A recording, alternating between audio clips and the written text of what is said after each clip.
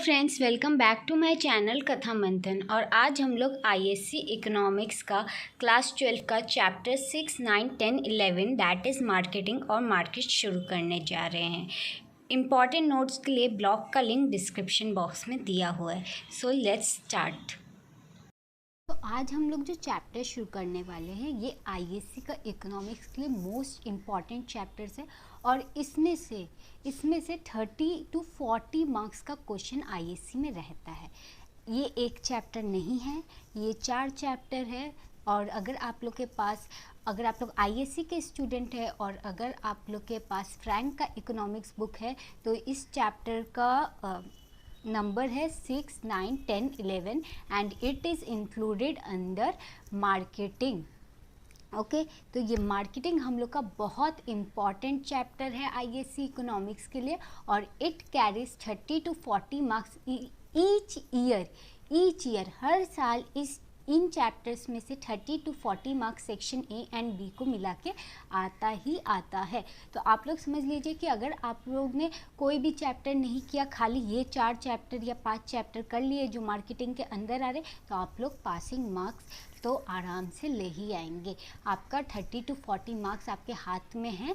ये चैप्टर को ध्यान से देखिएगा। ये चैप्टर का कॉन्सेप्ट एक बार अगर आप लोग को क्लियर हो गया तो आप लोग का नेशनल इनकम का भी एक्सपेंडिचर और इनकम का सब कुछ क्लियर हो जाएगा। नेशनल इनकम एक्सपेंडिचर ये सब भी क्लियर हो जाएगा, क्योंकि मार्केटिंग में जो ग्राफ्स रहते हैं वो अगर आपके कॉन्सेप्ट में एक बार कंसेप्ट आपका क्लियर हो गया, वो ग्राफ को लेकर के, वो डायग्राम्स को लेकर के, तो आपका कंसेप्ट एकदम क्लियर हो जाएगा इकोनॉमिक्स को लेके और वो आपका फेवरेट सब्जेक्ट बन जाएगा। सो समय व्यस्त ना करते हुए स्टार्ट करते हैं chapter 6, 9, 10, 11 which is included under marketing. और आप लोग को मार्केटिंग मतलब तो पता ही होगा। सबसे पहले हम लोग यहाँ पे मार्केटिंग तो करने बैठे नहीं है, यहाँ पे हम लोग प्राइस, डिमांड और सप्लाई करने बैठे।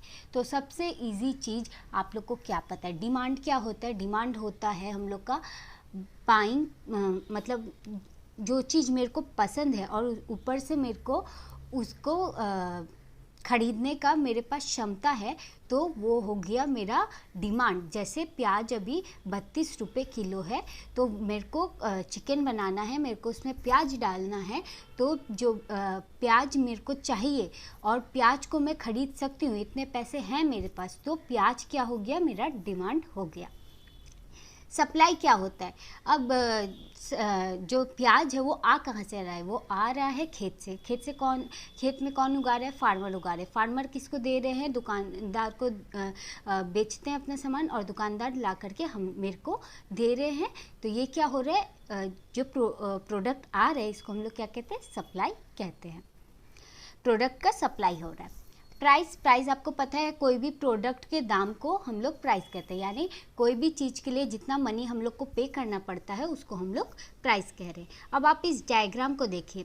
अच्छा, एक बेसिक कॉन्सेप्ट होता है हम लोग का कि जब हम लोग का डिमांड बढ़ जाता है और सप्लाई कम हो जाता है तो हम लोग का प्राइस बढ़ जाता है। जैसे आप लोग को याद होगा 2019 में दिसंबर के समय में, नवंबर दिसंबर के समय में आपका प्याज का प्राइस बहुत हाई हो गया था, 200 रुपीज़ किलो हो गया था, अगर आप लोग को याद होगा तो उस समय क्या हुआ था कि सप्लाई बहुत कम हो गया था और डिमांड बहुत ज़्यादा हो गया था, तो इसलिए जो प्याज है उसका प्राइस भी बहुत ज़्यादा हो गया था।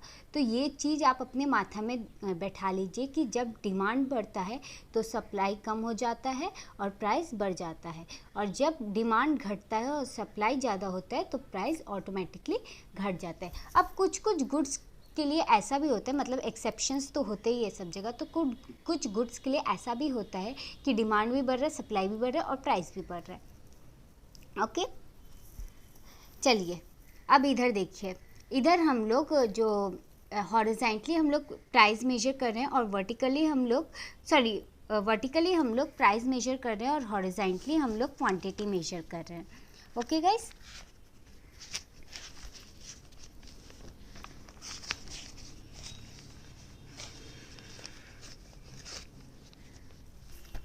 हाँ, वर्टिकली हम लोग प्राइस मेजर कर रहे हैं और हॉरिजॉन्टली हम लोग क्वांटिटी मेजर कर रहे हैं।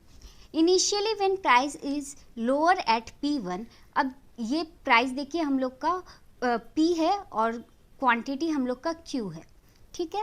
अब हम लोग ने डिमांड कर्व ड्रॉ कर दिया। डिमांड कर्व कैसे होता है? ऐसे। सप्लाई कर्व ड्रॉ कर दिया। सप्लाई कर्व कैसे हो रहा है? ऐसे, ओके। अब जब प्राइस नीचे आ रहा है, P1 पे आ रहा है, तो डिमांड क्या हो जा रहा है? डिमांड इस साइड है और सप्लाई इस साइड है, यानी सप्लाई इस साइड है, यानी सप्लाई कम हो रहा है और डिमांड ज़्यादा हो रहा है। तो क्या होगा? सप्लाई कम होगा और डिमांड ज़्यादा होगा, तो यहाँ पे एक्सेस डिमांड हो जा रहा है। एक्सेस डिमांड हो जाने के कारण क्या हो रहा है? प्राइस बढ़ जा रहा है।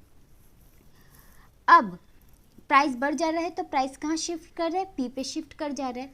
अब प्राइस P2 पे है, ठीक है ना। P2 पे है तो हम लोग क्या देख पा रहे हैं कि डिमांड कर्व तो इधर है लेकिन सप्लाई कर्व इधर है। तो यहाँ पे सप्लाई ज़्यादा हो जा रहा है, डिमांड कम हो जा रहा है। तो क्या हो रहा है ना कि सप्लाई ज़्यादा होना है और डिमांड कम है, तो इसका प्राइस घटाना पड़ेगा, तब जाके सही होगा। तब तो हम लोग का इक्विलिब्रियम पे आएगा प्राइस और क्वांटिटी। तो प्राइस को घटा देंगे, P पे ला देंगे। तो क्या हो रहा है हम लोग का? डिमांड और सप्लाई जहाँ पे इंटरसेक्ट हो रहा है उसको हम लोग इक्विलिब्रियम प्राइस बोल रहे हैं। इक्विलिब्रियम प्राइस, इक्विलिब्रियम प्राइस मतलब इक्वल स्टेट। इस इक्वल स्टेट में डिमांड और सप्लाई सेम है तो प्राइस नॉर्मल रहेगा, ना गिरेगा, ना घटेगा, ना बढ़ेगा। होप आप लोग को समझ में आया होगा। अब इसका थोड़ा सा पैराग्राफ पढ़ लेते हैं। Initially when price is lower at P1 demand is higher and supply is lower. Demand higher है, सप्लाई लोअर है। Here we see an excess demand of AB and due to this the price tends to rise and reaches to P। अब यहाँ पे excess demand क्या था? Excess demand उन दोनों का गैप था। उन दोनों के गैप को अगर हम लोग क्लोज कर देंगे तो हम लोग का क्या हो जाएगा? प्राइस थोड़ा सा बढ़ा देंगे तो वो दोनों एक दूसरे के इंटरसेक्टिंग पॉइंट में आ जाएगा। तो ये जो डिस्टेंस है, इस डिस्टेंस को हम लोग ने AB दे दिया और ये डिस्टेंस को हम लोग ने क्या नाम दे दिया? एक्सेस डिमांड, क्योंकि यहाँ डिमांड ज़्यादा है।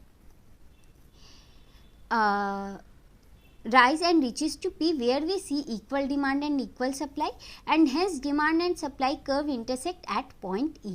और ये जो intersection point है इसको हम लोग ने point E का नाम दे दिया, क्योंकि ये हम लोग का equilibrium point है और यहाँ पे हम लोग का प्राइस और डिमांड और सप्लाई सेम रहता है। Similarly, when price is higher at P2, demand is less and supply is high. Here we see an excess supply of CD। यहाँ पे CD यानी मतलब जो D है और डिमांड कर्व और सप्लाई कर्व है, इन दोनों के बीच के डिस्टेंस को हम लोग ने CD दे दिया है डिस्टेंस का नाम। और ये डिस्टेंस क्या है? एक्सेस सप्लाई की वजह से है। तो क्या करना पड़ेगा हम लोग को? प्राइस घटाना पड़ेगा, तो लोग उसको खरीदने लगेंगे। तो क्या होगा अगर हम लोग प्राइस घटाएंगे? Here we see an excess supply of CD due to which the price tends to fall and reaches to P। तो ये जब P2 हो जाएगा तो वापस से हम लोग गिराएंगे प्राइस को और P में आ जाएगा। Here we find that the demand and supply curve intersect at point E which is the equilibrium price. और इस इक्विलिब्रियम प्राइस में ही हम लोग अपना सामान बेचेंगे, क्योंकि यहाँ पे डिमांड और सप्लाई इक्वल है तो प्राइस कॉन्स्टेंट रहेगा। होप आप लोग को ये कॉन्सेप्ट समझ में आया होगा। और अगर आप लोग को कोई भी डाउट है रिलेटेड टू दिस चैप्टर और एनी अदर चैप्टर तो आप लोग प्लीज़ मुझसे कमेंट सेक्शन में पूछ लीजिएगा। आज के लिए बस इतना ही, क्योंकि इसका कॉन्सेप्ट आपको क्लियर होना बहुत ज़रूरी है। आज आप ये एकदम ठंडे दिमाग से ये कीजिएगा और अगर कोई भी डाउट रहेगा तो आप लोग मुझसे कमेंट सेक्शन में पूछ लीजिएगा, आप लोग को उसका आंसर मिल जाएगा। और अगर आप लोग को इसके इम्पॉर्टेंट नोट्स चाहिए तो इम्पॉर्टेंट नोट्स या वो क्वेश्चन आंसर जो आपके ISC में काफ़ी बार आए हैं और आते हैं, तो मैं वो सब अपने ब्लॉग में लिखती हूँ, जिसका लिंक मैं आपको डिस्क्रिप्शन बॉक्स में दे दूँगी, तो आप लोग वहाँ से जाके देख सकते हैं। और अगर आप लोग को ISC इकोनॉमिक्स, कॉमर्स, अकाउंट्स या और भी साइंस या आर्ट सब्जेक्ट का अगर आप लोग को MCQs चाहिए, इंपॉर्टेंट MCQs, तो वो आपको मेरे दूसरे चैनल कथा मंथन 2.0 में मिलेगा। उसका लिंक भी आपको डिस्क्रिप्शन बॉक्स में मिल जाएगा और आप लोग वहाँ पे प्लेलिस्ट में जाके सर्च कर सकते हैं ISC economics class 11, class 12 important MCQ same for commerce, accounts and any other subject you want. और आप लोग ने काफ़ी कमेंट करके पूछा कि आप लोग को सब्जेक्ट मतलब चैप्टर्स ढूंढने में प्रॉब्लम हो रहे हैं तो आप लोग आई बटन पे जा सकते हैं, नहीं तो एंड स्क्रीन में आप लोग को प्लेलिस्ट दिख जाएगा, वहाँ से भी आप लोग जा सकते हैं। नहीं तो आप लोग मेरे चैनल को विजिट करके प्लेलिस्ट में जाके देखिए ISC economics class 11, class 12 commerce class 11, class 12 ISC accounts class 11, class 12 करके दिया हुआ है, आप लोग को मिल जाएगा। और अगर आप लोग को कोई भी डाउट है रिलेटेड टू दिस चैप्टर और any other chapter of class 11 and 12 of economics commerce and accounts, तो आप लोग कमेंट करके मुझसे पूछ लीजिए, आप लोग को उसका आंसर मिल जाएगा। और अगर आप लोग को ये वीडियो पसंद आया तो please like share and subscribe करना ना भूलिएगा। Thank you friend, thank you for watching my channel Katha मंथन।